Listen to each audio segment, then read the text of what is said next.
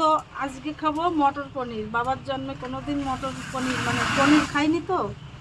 তো এটা আমার কথা নয়, এটা হচ্ছে আমার কমেন্ট বক্সে একটা কমেন্ট এসেছিলো। আগের দিন পনির রান্না করেছিলাম, তখন একজন কমেন্ট করেছিল বাবার জন্মে কোনোদিন পনির খাইনি।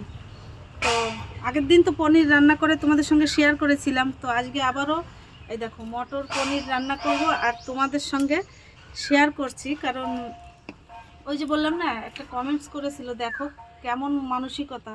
আমাকে ভালো নাই লাগতে পারে, কিন্তু আমার ভিডিওটা এসে কমেন্টস করেছে বাবার জন্মে কোনোদিন পনির খাইনি। তো মানুষের প্রতি হিংসা থাকলে মানুষের কমেন্টসের উদাহরণটা শুধু একবার দেখো যে বাবার জন্মে কোনোদিন আমি পনির খাইনি।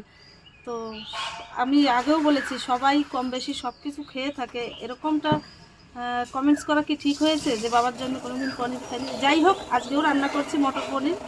আর এই যে চলে এসো, কে কে খেতে পছন্দ করো অবশ্যই জানিও, ঠিক আছে?